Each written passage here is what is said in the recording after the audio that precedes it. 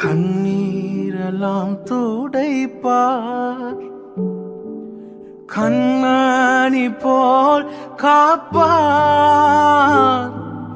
கார்மேகம் போன்று கஷ்டங்கள் வந்தாலும் கருத்துடன் உன்னை காத்திடவே இயேசு அழைக்கிறார்,